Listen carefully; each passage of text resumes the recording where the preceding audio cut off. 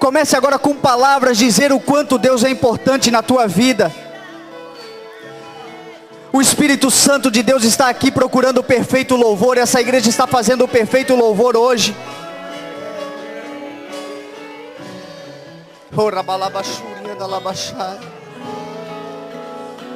Louvado seja o teu nome, Senhor. Adorado seja o teu nome neste local, Senhor. Receba a nossa adoração. Querido Espírito Santo, nós estamos aqui de coração aberto, para que o Senhor faça a obra em nossos corações de acordo com a tua vontade. O sacrifício do Senhor Jesus Cristo na cruz do Calvário não foi em vão. Aqui está a tua igreja santa, pura, imaculada. A tua igreja que nesta noite celebra o teu sacrifício naquela cruz. Celebra não a morte, mas celebra a vitória do Senhor Jesus Cristo que venceu a morte. Hoje nós celebramos o teu nome, Senhor Jesus Cristo, até que o Senhor volte para buscar a sua noiva, até que o Senhor volte para buscar a sua igreja. Nós continuaremos aqui clamando, glorificando e dizendo que o Senhor é grande. Nós continuaremos aqui louvando o teu nome, engrandecendo a tua majestade, porque o Senhor é Rei dos reis, Senhor dos senhores. Deus o exaltou ao mais altos céus e lhe deu um nome que está acima de todo nome, para que ao nome do Senhor se dobre todo o joelho nos céus, na terra e debaixo da terra, e que toda língua confesse que Senhor Jesus Cristo é o Senhor. O Senhor é Rei, o Senhor é poderoso, o Senhor é maravilhoso, e o Senhor está vivo, vivo em nosso meio. A tua palavra, o Senhor nos disse que onde houvesse 2 ou 3 reunidos em seu nome, ali o Senhor estaria em nosso meio. Nós estamos aqui reunidos no nome do Senhor Jesus Cristo, celebrando a tua vitória. Seja adorado em nosso meio, querido Deus. Seja adorado em nosso meio, Senhor Jesus. Seja adorado em nosso meio, Senhor Jesus. Nós como igreja do Cordeiro, nós declaramos: seja adorado em nosso meio.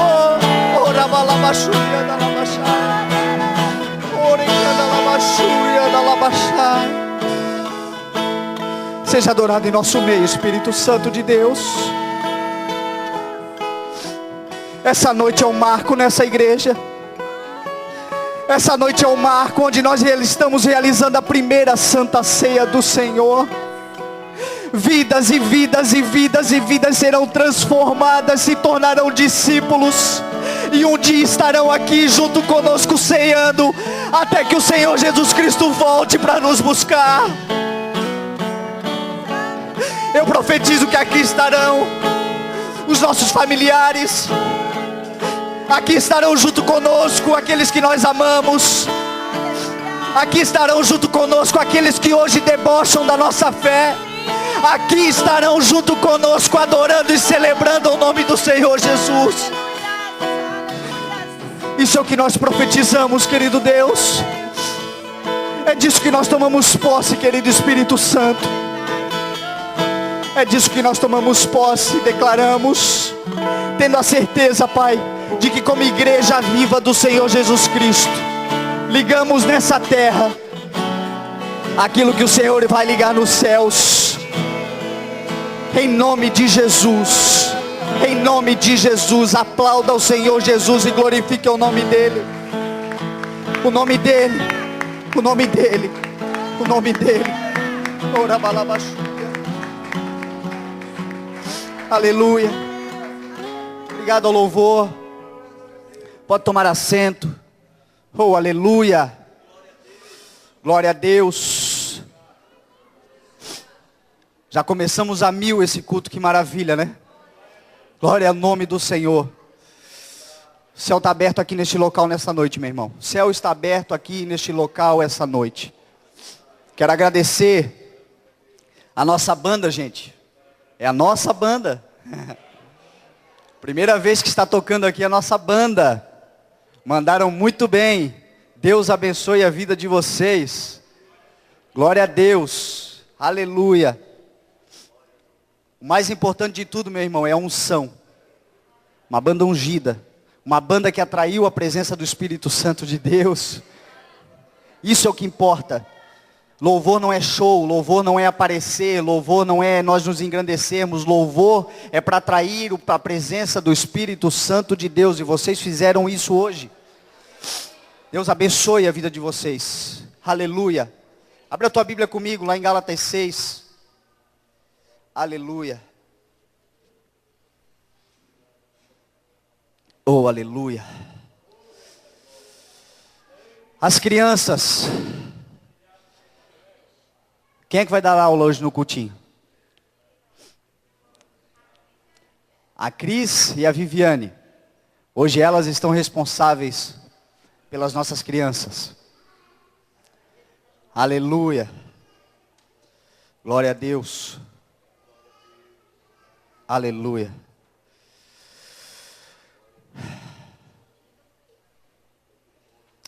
Hoje é noite de celebração, meu irmão. Se você sentir no teu coração de celebrar, de adorar, de glorificar o nome do Senhor, fique à vontade, vamos glorificar e engrandecer o nome dEle. Aleluia. Aleluia. Alguém me arruma um copinho de água, por favor? A garganta já secou. Abra a tua Bíblia em Gálatas capítulo 6. De Gálatas. Quero trazer uma palavra para você, rápida, uma palavra para você, de ensino. Culto de Santa Ceia, a gente não precisa se preocupar muito com evangelização, a gente não precisa se preocupar em falar do sacrifício do Senhor Jesus Cristo. Aqui todos nós, um dia aceitamos o Senhor Jesus, um dia fomos evangelizados, um dia aprendemos a importância do que Jesus Cristo fez.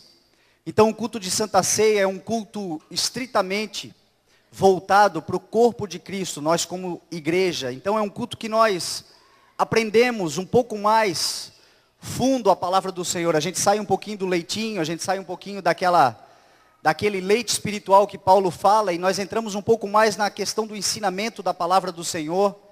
E Paulo, que eu considero, e não eu, todas as pessoas, a grande maioria dos pregadores, das pessoas que estudam a palavra do Senhor, consideram Paulo o grande legislador, né, o grande apóstolo dos gentios. Hoje nós temos condições de saber da palavra do Senhor, porque Paulo, lá atrás, há 2000 anos atrás, um pouco menos, fez um trabalho extraordinário, saiu por toda a Ásia, saiu pela Europa, saiu pelo continente europeu, o continente asiático, levando o evangelho, levando a palavra e traduzindo. O pastor Josué Gomes deu uma referência aqui, ele fez um sinônimo de Paulo enquanto apóstolo, dizendo que Paulo foi aquele homem que interpretou ou traduziu a vontade de Deus para a revelação para a igreja, ou seja, ele entendeu o que Deus queria dizer para a igreja, ele revelou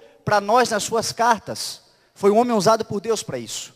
E aqui em Gálatas ele faz exatamente isso, ele nos ensina a caminharmos, a andarmos enquanto cristãos. Todos aqui somos cristãos, amém? Todos aqui cremos no Senhor Jesus Cristo. Todos aqui obedecemos ao Senhor Jesus Cristo. A palavra do Senhor diz, 1 João 2,6, aquele que afirma estar nele, deve andar como ele andou.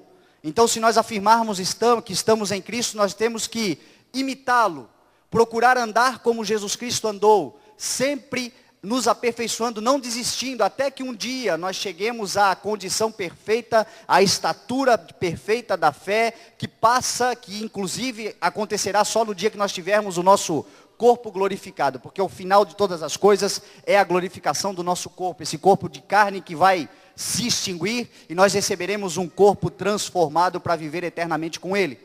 Mas aqui nessa terra nós vamos ter um processo de caminhada. Então eu quero ler para você esse texto que o Senhor falou comigo, Gálatas capítulo 6, versículo 1 ao 10, diz assim a palavra do Senhor. Irmãos, se alguém for surpreendido em algum pecado, vocês que são espirituais, deverão restaurá-lo com mansidão. Cuide-se, porém, cada um para que também não seja tentado. Levem os fardos pesados um dos outros, e assim cumpram a lei de Cristo. Se alguém se considera alguma coisa não sendo nada, engana-se a si mesmo. Cada um examine os seus próprios atos, e então poderá orgulhar-se de si mesmo, sem se comparar com ninguém, pois cada um deverá levar a própria carga. O que está sendo instruído na palavra, partilha todas as coisas boas com aquele que o instrui. Não se deixe enganar, de Deus não se zomba, pois o que o homem semear, isso também colherá. Quem semeia para a sua carne, da carne colherá destruição. Mas quem semeia para o Espírito, do Espírito colherá a vida eterna. E não nos cansemos de fazer o bem, pois no tempo próprio colheremos se não desanimarmos. Portanto, enquanto temos a oportunidade, façamos o bem a todos, especialmente aos da família da fé. Amém? Vamos orar a Deus. Querido Espírito Santo, Deus poderoso, Senhor, o Senhor me deu uma palavra, Senhor, de exortação, o Senhor me deu uma palavra de ensino, o Senhor me deu uma palavra de doutrina para a igreja, querido Espírito Santo, mas Deus, quem sou eu, Pai? Que conhecimento eu tenho? O que eu posso passar, Deus? Querido Espírito Santo, eu te peço, abra a porta da palavra, Senhor. Dá sabedoria, Senhor. Dá intrepidez e ousadia, Deus, para que eu possa ministrar aquilo que o Senhor ministrou no meu coração, Pai. A palavra é tua, a palavra não é minha. Que esta palavra encontre, Senhor Deus, corações aptos, preparados, corações de cristãos, Senhor Deus, aqueles que aceitaram o Senhor Jesus Cristo como seu único e suficiente Salvador, e hoje estão aqui celebrando, Pai, a tua vitória, celebrando, Senhor, o teu sacrifício, esperando pacientemente que um dia o Senhor volte para nos buscar. Abra a porta da palavra, Senhor. Toque em cada coração e que a tua unção, a tua graça e o poder do Espírito Santo de Deus venha sobre cada um de nós. É a oração que eu faço, Deus, em nome de Jesus. Amém. Graças a Deus. Amém? Essa palavra aqui, eu tenho que pregar hoje, tenho que pregar amanhã, e eu estava essa semana toda pensando na palavra que eu ia ministrar, que eu vou ministrar amanhã. Como eu falei para você, culto de ceia é um pouco diferente, amanhã é um culto de domingo, é um culto da família, é um culto onde nós vamos receber muitos visitantes, nós temos um foco mais de evangelismo, de anunciar o Senhor Jesus Cristo, de aprender com o Senhor Jesus Cristo os seus passos. Então, é inclusive dentro daquilo que o Senhor sempre me leva a ministrar. Deus me chamou para pregar a palavra e ganhar almas, então a gente sempre foca a mensagem nesse sentido. E quando eu vou estudar a palavra, eu sempre olho ela por esse lado. E na sexta-feira, ontem, eu caí na real que eu tinha que pregar a Santa Ceia. E como é a primeira mensagem de Santa Ceia, como é a primeira mensagem que nós estamos pregando aqui nessa igreja, a primeira ceia que nós estamos fazendo, a mensagem que veio no meu coração foi a mensagem onde Jesus Cristo prepara a ceia.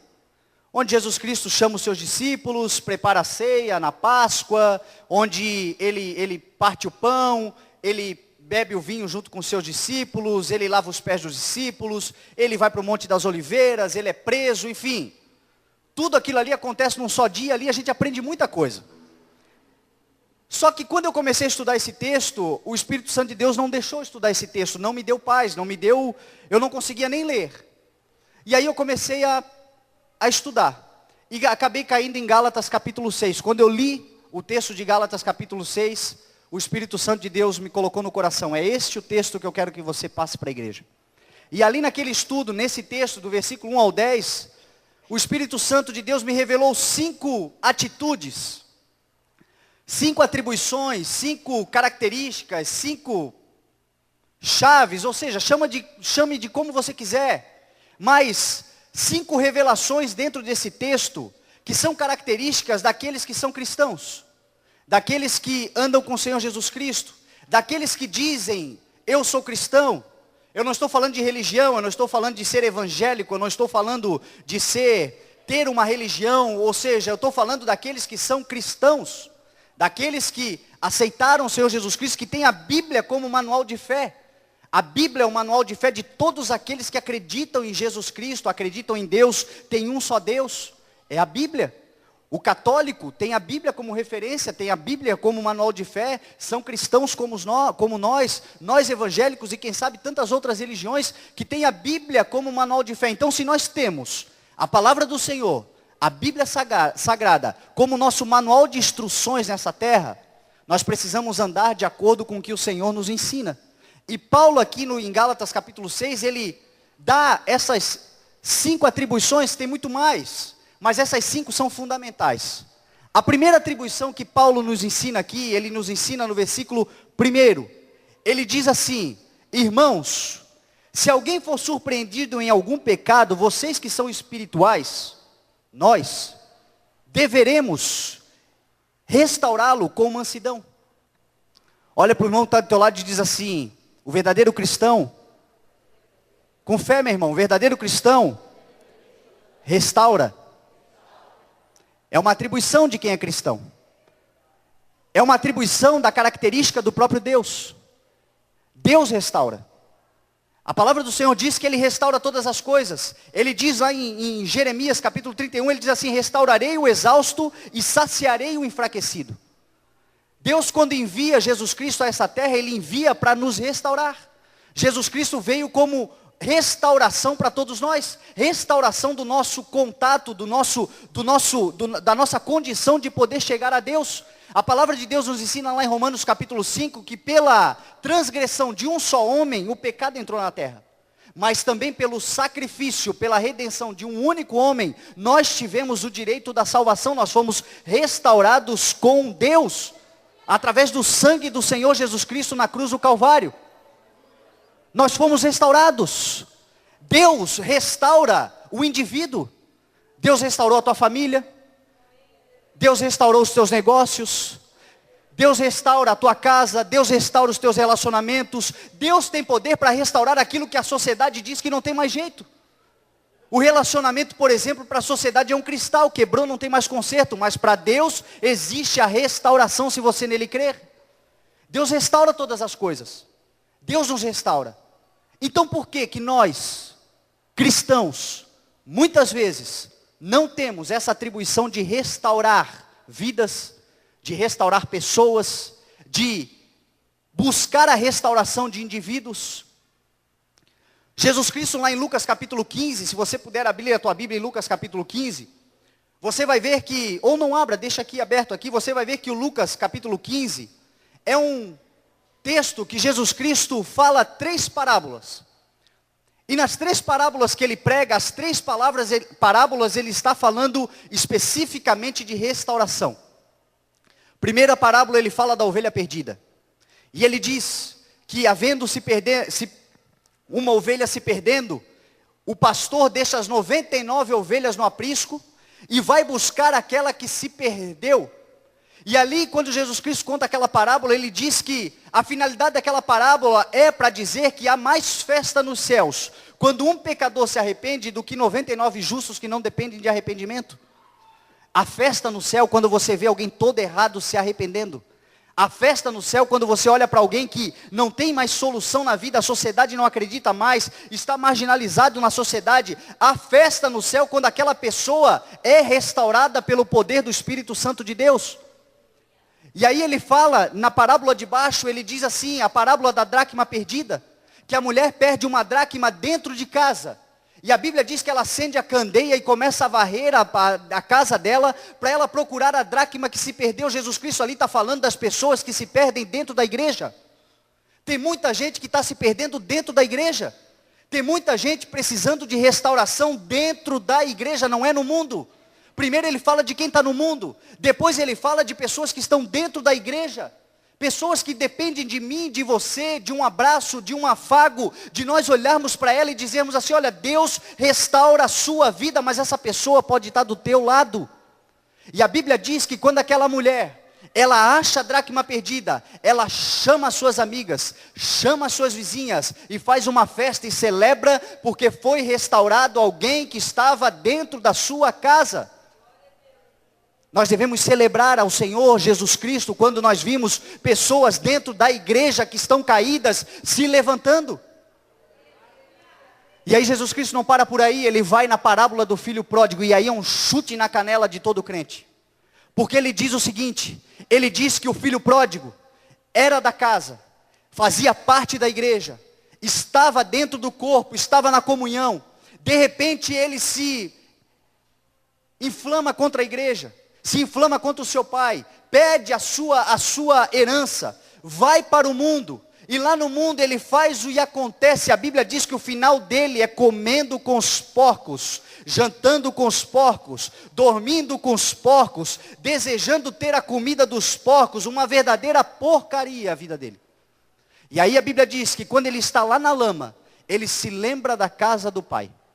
E quando ele se lembra da casa do pai, ele diz, levantar-me-ei e irei ter com meu pai. Ele vem de lá para dentro da igreja com a necessidade de ser apenas um servo. Ele não queria mais ser o considerado filho, porque ele colocou no seu coração que era melhor ele ser um servo na casa do pai, do que voltar a ser filho. Só que a Bíblia diz que quando ele está vindo, o seu pai o vê. E a Bíblia diz que não é ele que vem ao encontro do seu pai, é o seu pai que sai em encontro dele, e ele abraça, ele restaura, ele dá uma nova roupa, ele dá novos calçados, ele dá um anel, manda sacrificar um belo de um novilho, e faz uma grande festa de celebração para aquele filho que estava perdendo e se encontrou com o pai. Só que aí, meu irmão, quando isso acontece, a Bíblia nos fala e nos mostra o irmão do filho pródigo. Eu e você, que muitas vezes estamos dentro da igreja, trabalhando, muitas vezes estamos dentro da igreja pagando um preço. Eu e você que muitas vezes estamos dentro da igreja, de joelhos, buscando, muitas vezes não temos o reconhecimento do Pai como deveríamos, como achamos que precisamos ter. E de repente chega alguém que estava aqui com a gente, que estava caminhando conosco, que estava andando conosco, que é digno e merecedor de todo o mal que lhe aconteceu, porque plantou para colher aquilo ali. Mas quando ele volta, meu irmão, o nosso sentimento é o mesmo sentimento do irmão do filho pródigo. Ira, não quer participar, não quer abraçar, não quer estar junto. Olha para o pai e diz assim, pai, eu estava aqui, quando eu estava aqui, para mim você não fez nada. E para ele agora, aí o pai, ele não entende a visão do pai, a visão do cristão, a visão do pastor. Hoje quando eu estava lendo esse texto e meditando nessa palavra, o Espírito Santo de Deus me fez lembrar de quando eu era criança. E quando eu era criança, eu observei muitas reuniões. Fiz parte de muitas reuniões de liderança, reuniões de líderes da igreja. E eu me lembro quantas vezes o meu pai sofreu por as pessoas olharem para ele e dizer assim, mas Samuel, bispo, você vai dar uma chance? Você vai dar mais uma oportunidade? Aquela pessoa fez isso, fez aquilo, você vai dar uma oportunidade para ela? Meu irmão, hoje sendo pastor, eu entendo qual é a visão de um pastor. Um pastor não quer que ninguém se perca. Um pastor quer que todos sejam tratados de maneira digna. Um pastor quer que todos estejam restaurados. Um pastor é como um pai. Você que é mãe, você sabe que existem filhos. Se você tem mais de um filho, você sabe que os filhos são diferentes. E alguns merecem tratamento diferenciado, porque senão eles morrem, senão eles caem, senão eles pecam. É necessário muitas vezes nós tratarmos com uma forma diferenciada para essa pessoa não se perder. E dentro de nós, meu irmão, entra esse espírito muitas vezes de religiosidade. Nós deixamos de participar de festas, de celebrar, de saber que no céu está havendo uma festa porque alguém se arrependeu, porque alguém voltou, porque alguém teve a hombridade de se humilhar na presença do Senhor, porque nós alegramos muito quando a gente faz aqui um apelo. Nós nos alegramos muito quando alguém vem para frente e aceita o Senhor Jesus. Só que nós nos alegramos, meu irmão, porque muitas vezes nós não sabemos quem é a pessoa. Nós não conhecemos. E aí nosso coração se enche de alegria. Mas quando é alguém que nós conhecemos, quando é alguém que a gente sabe a história, quando é alguém que a gente sabe que está ali ferrado porque plantou para colher aquilo ali, muitas vezes nós olhamos e dizemos assim, é miserável. Bem feito. Você merece o que você está passando. Você merece o que você está vivendo. Nós temos esse sentimento, meu irmão. Isso não é Não é algo difícil, isso é natural, só que não é normal, não é o que Deus espera. Não é o que Deus espera de mim e de você. O que Deus espera de mim e de você é que nós tenhamos esta virtude do Espírito Santo de Deus, de brecar a carne, de lutar contra a carne, de saber que nós temos que perdoar, saber que nós temos que restaurar, inclusive aqueles que fazem parte da nossa família da fé. Tem essa virtude dentro do teu coração, meu irmão, de restauração, porque Deus vai fazer uma obra extraordinária na tua vida, quando você entender que você tem uma unção de restauração sobre a sua vida, em nome de Jesus. Alguém do teu lado pode estar precisando de restauração, estenda a mão para esta pessoa, e você vai colher um galardão disso. Deus te deu essa unção de restauração, meu irmão. Deus te deu essa unção de restauração familiar, restauração na tua casa, restauração, de repente você é um líder na sua família, Deus está te dando poder, está te dando unção, está te dando graça, para que você restaure as coisas dentro da tua casa. Basta que você se coloque à disposição do Espírito Santo de Deus, com esse espírito não do irmão do filho pródigo, mas do pai que sabe que precisa restaurar, e por isso faz a festa, chama para perto, honra e faz com que as coisas aconteçam em nome de Jesus.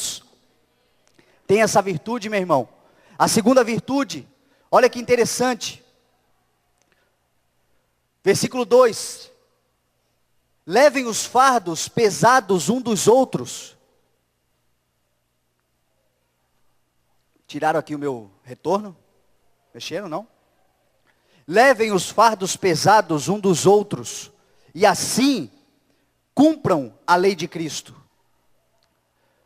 Sabe o que Deus está nos ensinando aqui, meu irmão? Que um verdadeiro cristão, ele serve.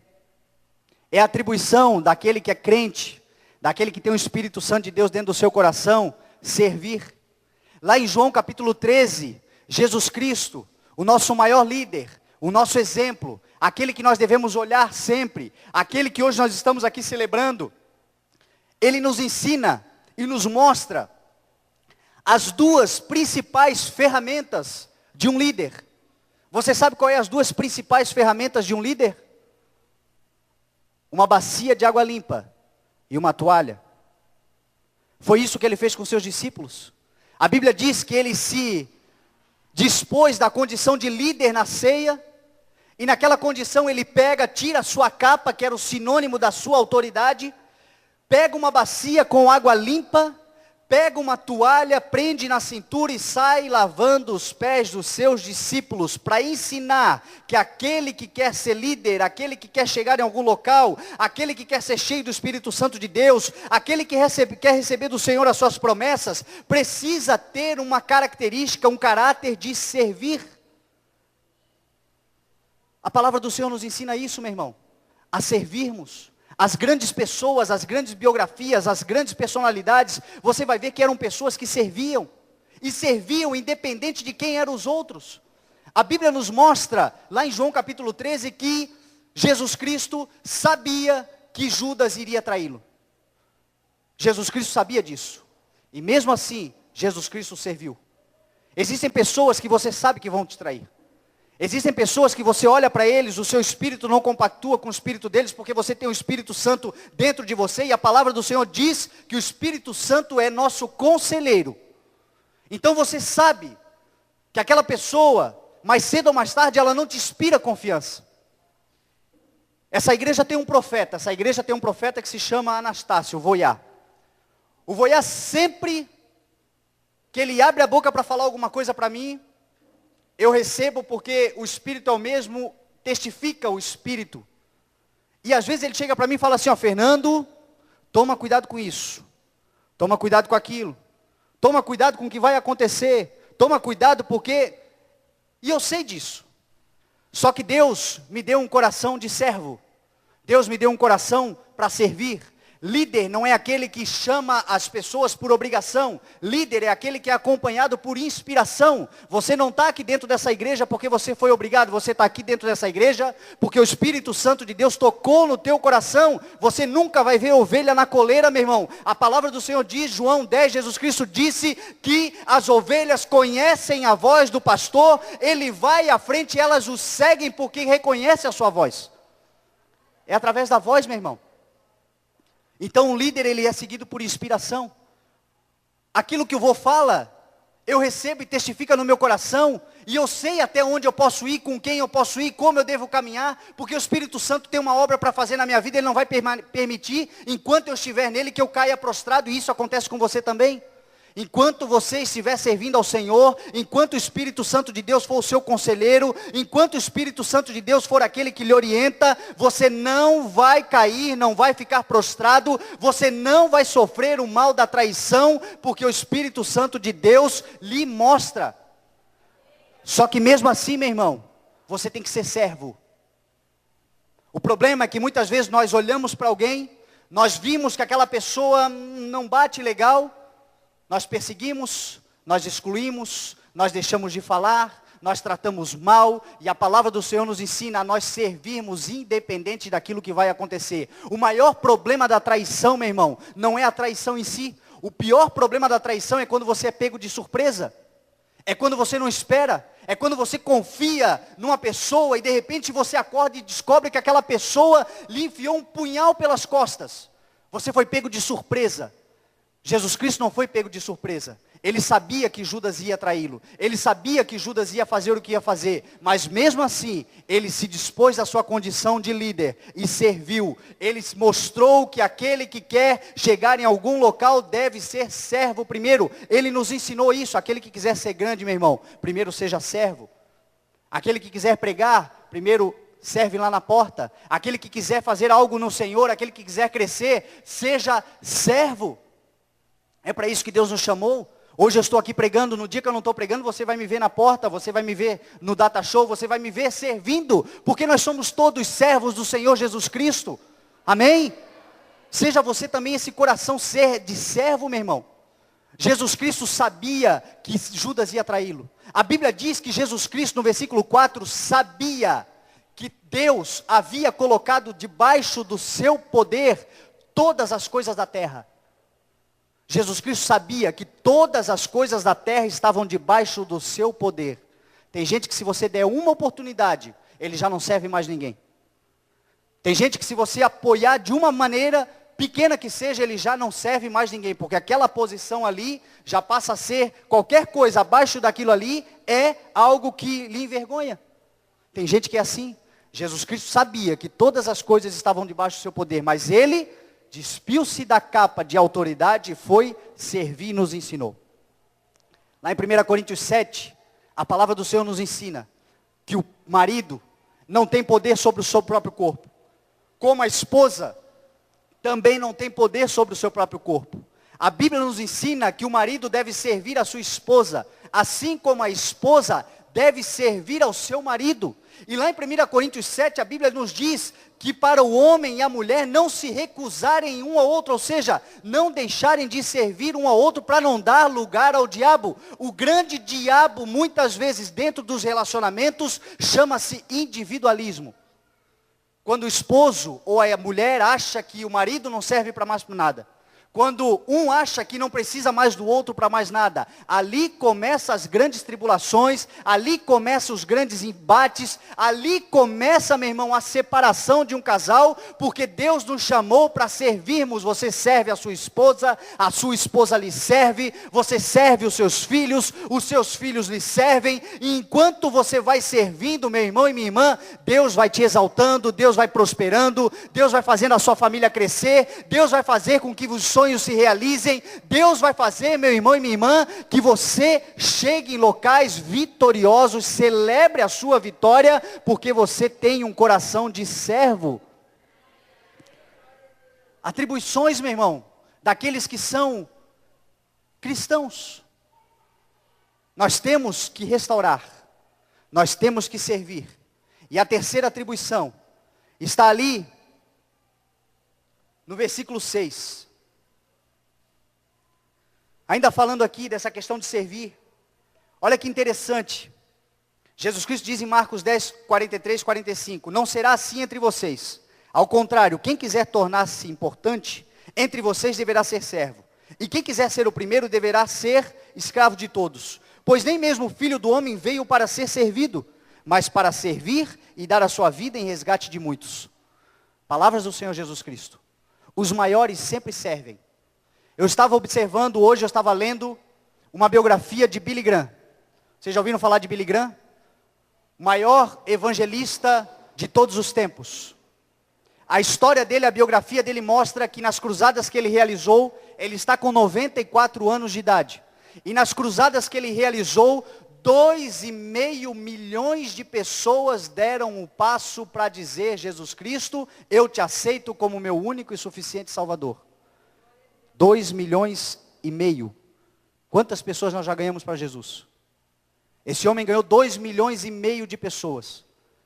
Até 2002, até 2008, foi computado que os seus programas de televisão e de rádio, pelos Estados Unidos e por onde eram transmitidos, mais de 2,2 bilhões de pessoas assistiram. Olha a obra que esse homem fez. Esse homem está com 94 anos de idade. Tem 28 bisnetos e Deus não deixa ele sair dessa terra, sabe por quê? Porque ele é um servo, e quem é servo, Deus não quer levar, meu irmão. A não ser que você queira. Se você é servo, Deus quer te preservar, porque a Bíblia diz que grande é a seara, poucos são os ceifeiros. O problema da igreja, meu irmão e minha irmã, não é recurso, o problema da igreja não é condições para fazer as coisas, o problema da igreja são pessoas que se colocam à disposição para servir. Esse homem está com 94 anos de idade, conselheiro dos maiores presidentes dos Estados Unidos. Agora olha o que ele fez. Lá em 1960, quando os Estados Unidos estavam naquela batalha para legalização dos direitos civis dos negros e tudo mais, o grande nome do momento chamava-se Martin Luther King. Vocês conhecem? Todas as vezes que Martin Luther King foi preso, quem pagou a fiança para ele sair da cadeia foi Billy Graham. Servindo o propósito de Deus, servindo o propósito do Senhor. Sabia que aquilo que estava acontecendo era algo que o Senhor estava promovendo na América. A América precisava de Martin Luther King. Ele era o tal do Billy Graham, mas ele foi quem pagou todas as fianças de Martin Luther King, porque independente de quem ele era, meu irmão, ele era um servo do Senhor Jesus Cristo, e como servo ele estava ali para servir. É extraordinário isso, meu irmão. E aí o versículo 3, versículo 6, olha o que diz a palavra do Senhor. O que está sendo instruído pela palavra, na palavra, partilhe todas as coisas boas com aquele que o instrui. Aqui está algo muito difícil para todo pastor falar. Foi colocado no Brasil uma cultura de que igreja é lugar de ladrão, de que quando você entra dentro daquela porta ali as pessoas vão te roubar. Foi implantado no Brasil uma cultura de que quando você vem na igreja para que de alguma forma alguém se aproveite de você.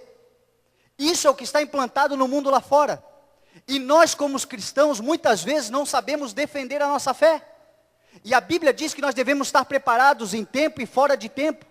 A Bíblia nos ensina que nós como cristãos devemos defender, dar motivo, dar a defesa da nossa fé. Isso é implantado lá fora, meu irmão.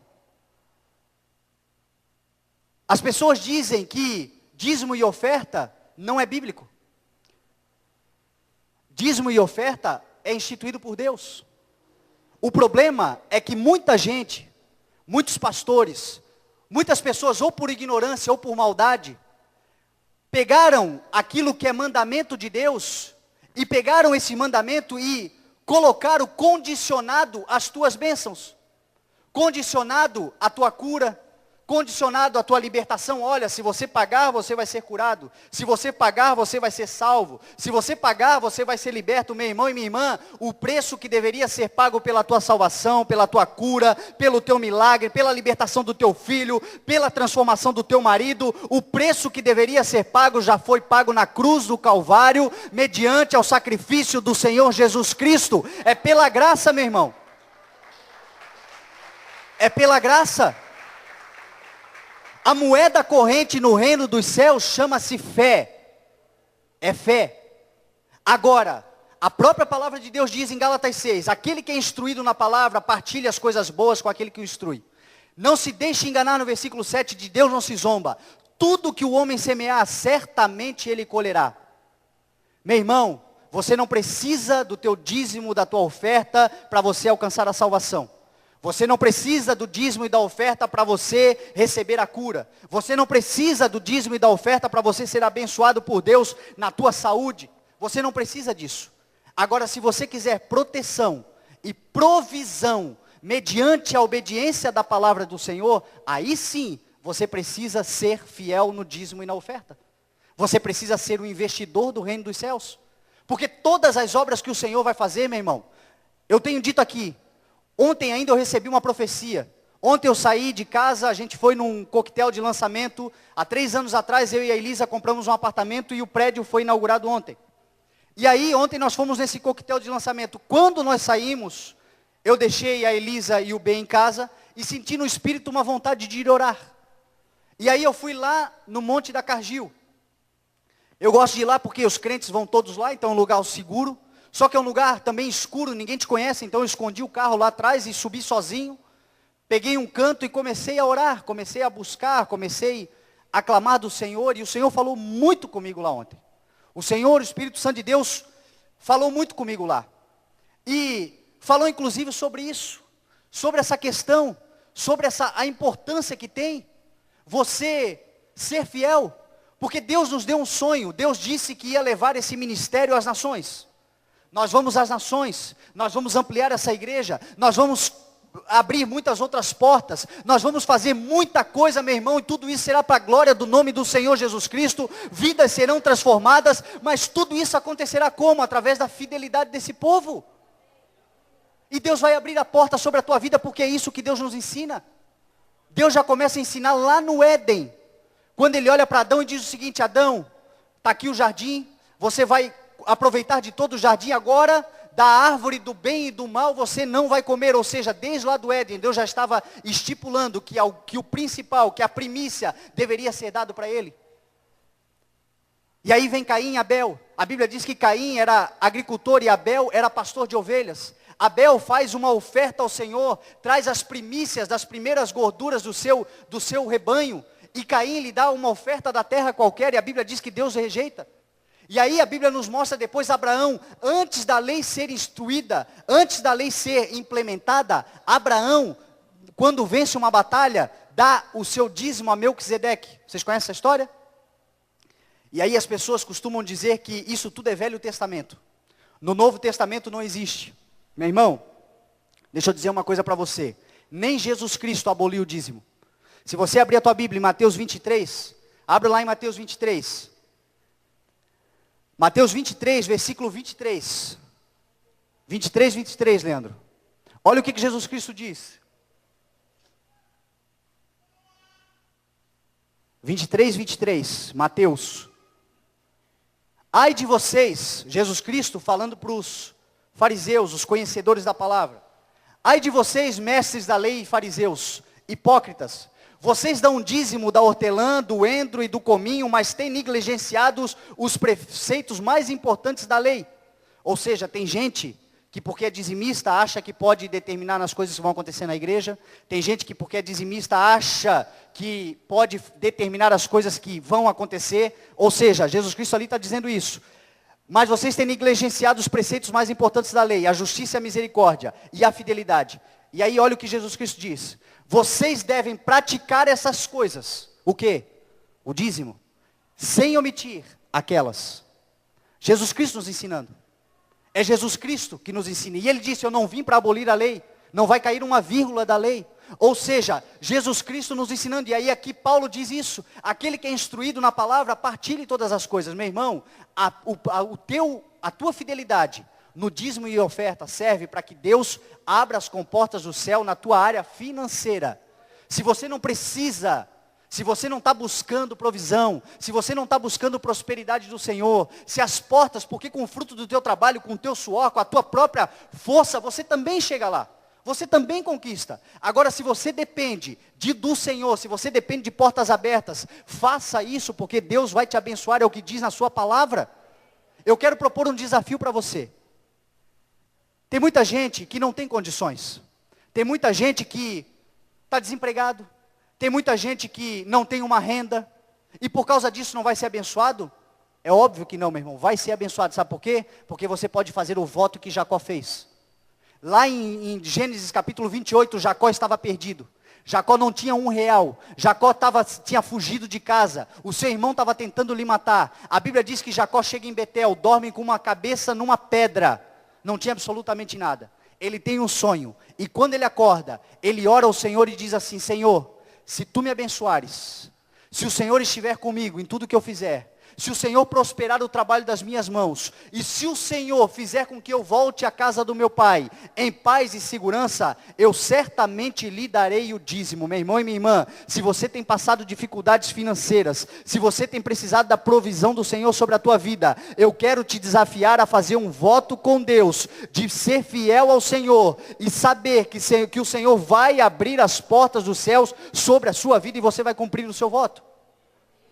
Agora, se você tem renda, se você é uma pessoa que Deus te abençoa, e você quer receber do Senhor aquilo que Deus tem preparado para a sua vida, na questão financeira, meu irmão, dízimo e oferta é para abrir provisões financeiras. Se você tem buscado isso do Senhor, Malaquias 3:10 diz assim a palavra do Senhor: tragam o dízimo todo ao depósito do templo, para que haja alimento em minha casa. Ponham-me à prova, diz o Senhor dos Exércitos, e vejam se eu não vou abrir as comportas dos céus e derramar sobre vocês tantas bênçãos que nem terão onde guardá-las. Meu irmão, tenha esse compromisso com Deus, faça essa prova com Deus, de ser fiel, e veja se o Senhor não vai abrir as comportas dos céus sobre a sua vida. Virá a provisão do Senhor mediante aquilo que a palavra de Deus determina para a sua vida, em nome de Jesus. Agora não deixa ninguém, meu irmão, condicionar a tua bênção, a tua vitória, a tua cura, o teu milagre a dinheiro, porque isso é coisa daqueles que estão interessados no teu bolso.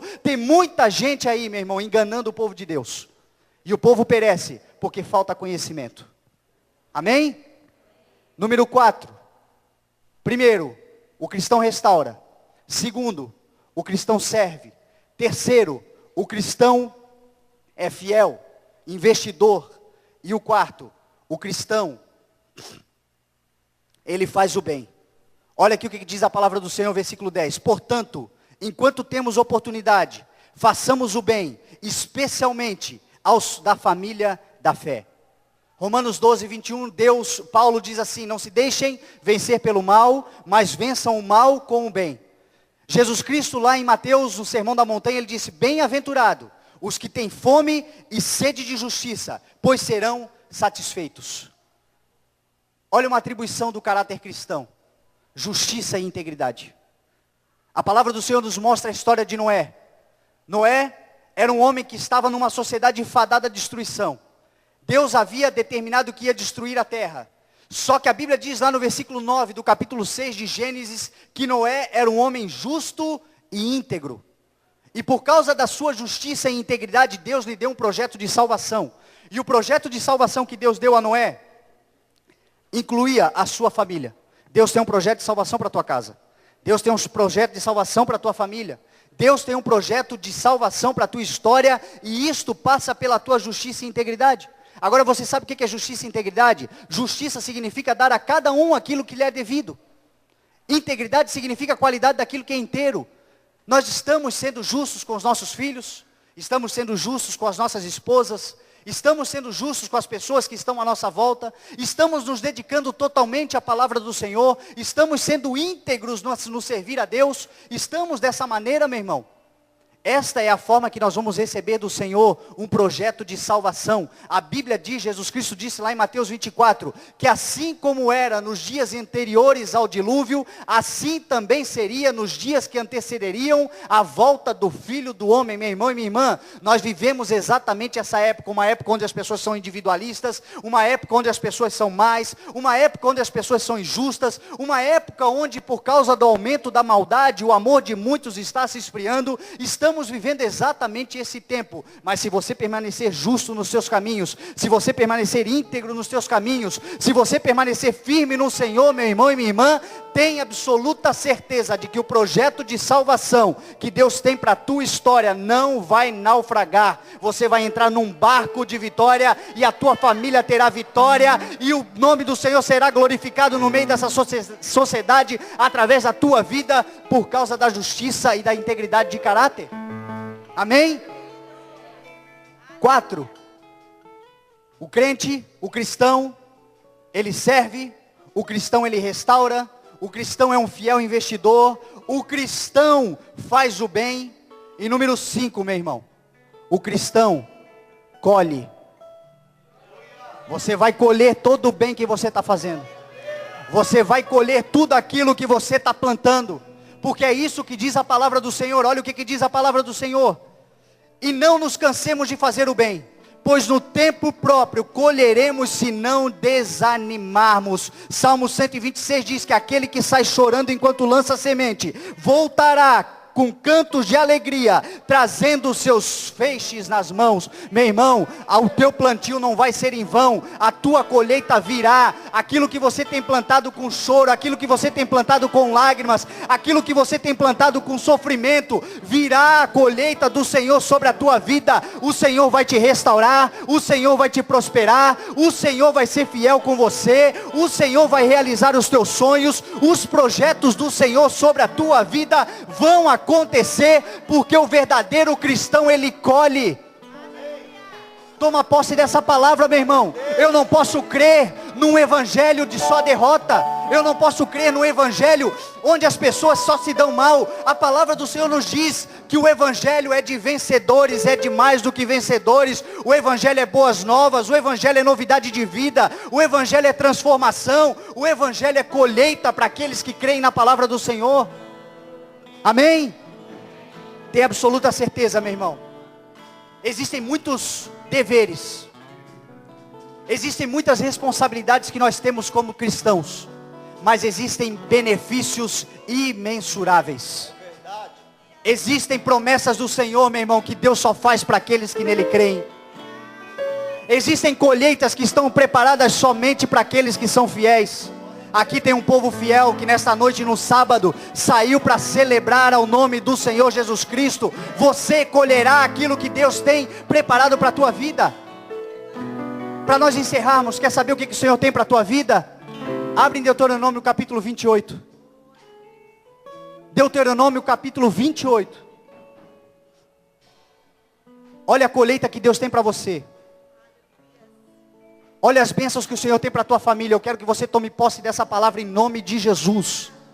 Deus vai te prosperar, vai te abençoar, vai sarar a tua casa, vai sarar os teus filhos, vai transformar a vida do teu marido, vai fazer com que você venha na próxima ceia com aqueles que você ame, porque Ele vai fazer você colher sim aquilo que você está plantando em nome de Jesus.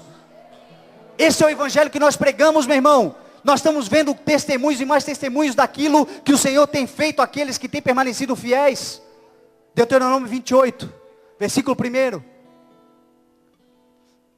Se vocês obedecerem fielmente ao Senhor, o seu Deus, e seguirem cuidadosamente todos os seus mandamentos, o que eu falei para você aqui, que hoje lhes dou, o Senhor, o seu Deus, os colocará muito acima das nações da terra. Versículo 2. Todas as bênçãos virão sobre vocês e o acompanharão. Se vocês obedecerem ao Senhor, o seu Deus, vocês serão abençoados na cidade e serão abençoados no campo. Os filhos do seu ventre serão abençoados, como também as colheitas da sua terra, e os bezerros e os cordeiros dos seus rebanhos. A sua cesta e a sua amassadeira serão abençoadas. Vocês serão abençoados em tudo o que fizerem. Isso aqui é palavra de Deus para a tua vida, meu irmão. Isso aqui é palavra para você tomar posse. Sabe o que muita gente faz quando lê essa palavra? É Velho Testamento. É promessa feita para Abraão. Eu não tenho direito disso. Isso aqui o Senhor fez para os judeus. Abre então a Bíblia em Gálatas capítulo 3, versículo 27. Para você nunca mais ter dúvida, meu irmão, de que todas as promessas que existem na palavra do Senhor são para você. É para você. Gálatas 3, 27. E nós vamos entrar na ceia. Pode se colocar de pé já que nós vamos orar em nome de Jesus. Gálatas 3, 27. Pois os que em Cristo foram batizados. Quantos aqui foram batizados em Cristo? Amém. E de Cristo se revestiram. 28. Não há judeu, nem grego, nem escravo, nem livre, nem homem nem mulher, pois todos são um em Cristo Jesus. Versículo 29. E se vocês são de Cristo, são descendência de Abraão e herdeiros segundo a promessa.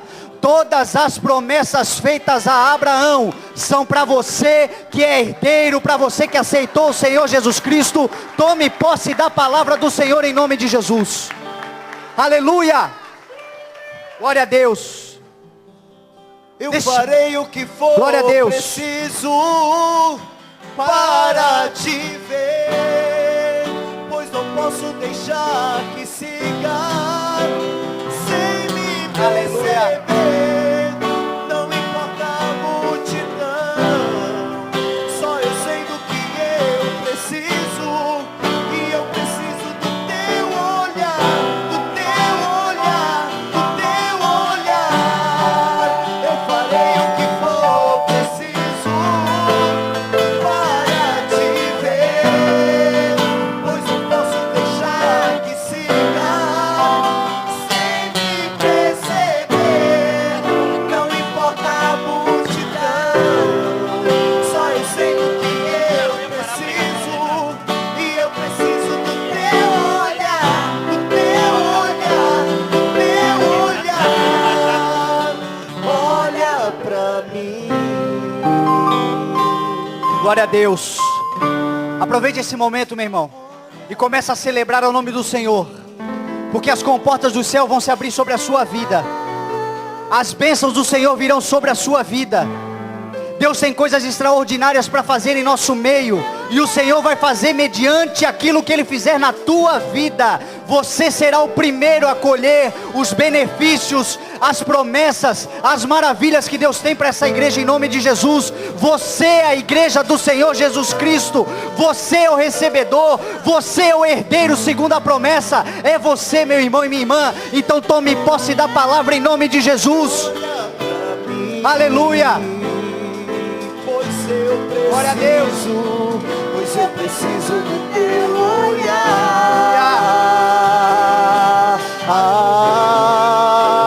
Olha pra mim. Olha pra mim. Olha pra mim. Pois eu preciso do teu olhar. Eu gostaria que os obreiros começassem a preparar a ceia agora. E eu gostaria que nesse momento, meu irmão, se existe ainda alguma coisa aqui dentro que